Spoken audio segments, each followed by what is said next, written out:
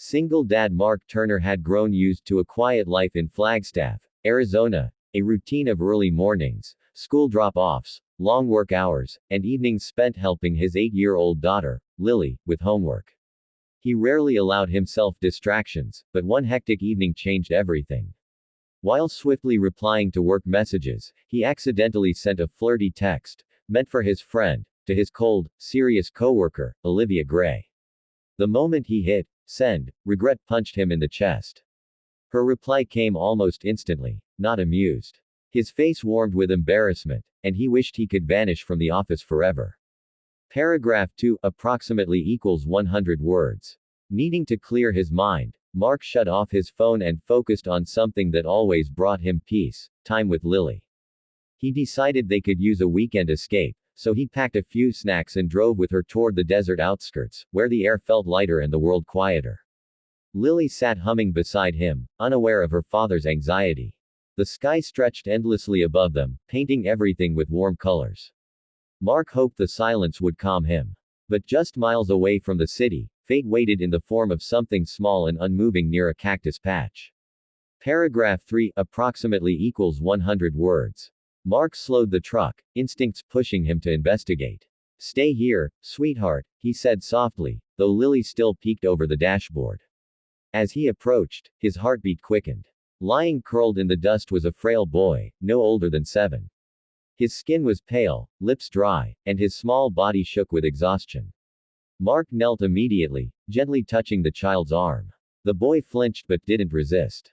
Without hesitation, Mark scooped him into his arms. He felt weightless, frighteningly light. Hey buddy, you're safe now, Mark whispered, hoping the child could hear the promise in his voice. Paragraph 4 approximately equals 100 words. Back in the truck, Lily hurried to cover the boy with her small blanket. Dad, is he going to be okay? She asked, fear creeping into her tone. We'll help him, Mark assured her, though he felt uncertainty tightening in his chest. He drove quickly toward home, glancing often at the boy who lay limp in the back seat. The desert faded behind them, but the worry grew stronger. At home, Mark prepared warm soup and held the bowl to the boy's lips. Slowly, carefully, the child sipped.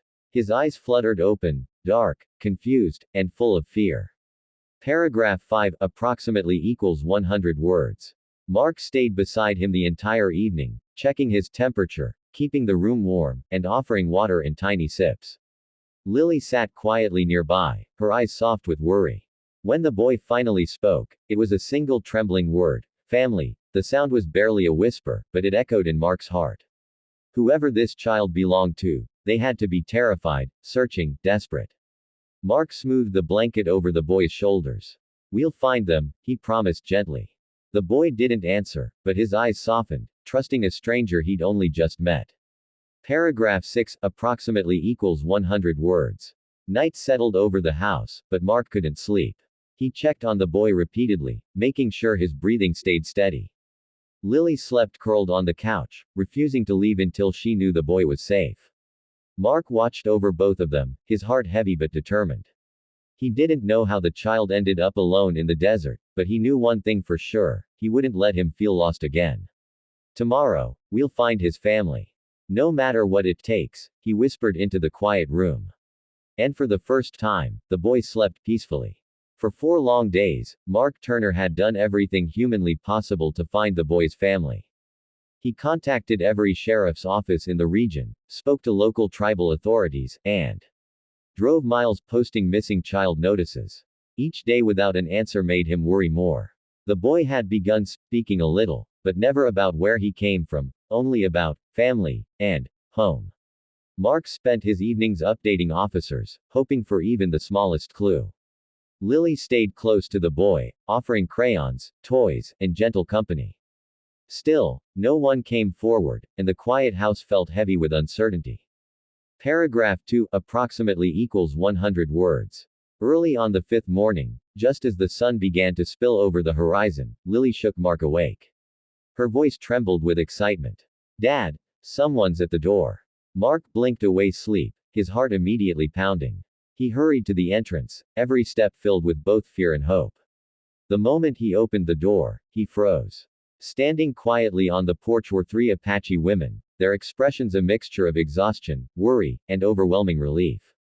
Their clothes were dusty, their faces drawn, clear signs they had been searching endlessly. Mark didn't speak at first, he simply stepped aside.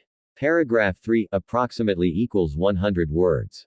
Before Mark could utter a word, the little boy, now stronger, fed, and finally rested, peeked from behind Lily. The instant he saw the women, his eyes widened. Then, without hesitation, he ran into their arms. A chorus of emotional cries filled the doorway as the women held him tightly, touching his cheeks, his hair, whispering in their native tongue. It was clear they had feared the worst. One woman, likely his mother, cradled him as if she would never let go again. The boy clung to her with shaking hands, burying his face in her shoulder. Mark felt his chest loosen.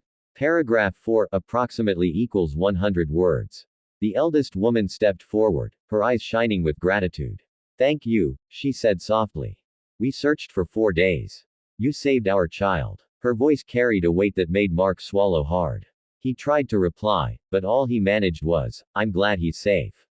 Lily stood beside him, watching the emotional reunion with wide, heartfelt eyes. The woman looked at her too, a small, warm smile forming. You both cared for him when he had no one, she said. For that, our community owes you more than words can express. Mark felt relief wash through him like sunlight. Paragraph 5 approximately equals 100 words.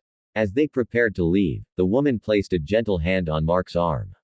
You and your daughter will always be welcome in our community, she said sincerely. It wasn't just a polite thank you, it was an invitation filled with meaning, a recognition of the kindness he and Lily had shown. The boy waved at Lily, his small smile returning for the first time since they found him. Watching them walk down the path, Mark felt something shift inside him, a sense of peace mixed with a bittersweet goodbye. Helping the boy had changed him more than he expected. Paragraph 6 approximately equals 100 words. Just as he closed the door, Mark's phone buzzed. A message from Olivia Gray, the coworker he had accidentally texted days earlier. Her words surprised him. I heard what you did. Maybe, you're not so bad after all. Mark couldn't help but laugh softly. The woman who rarely smiled had acknowledged something good in him. Maybe the embarrassing text wasn't the end of his professional dignity after all. As he looked at Lily curling into his side, he realized life had given him something new, a connection, a little hope, and a reminder that kindness, no matter how small, always returns.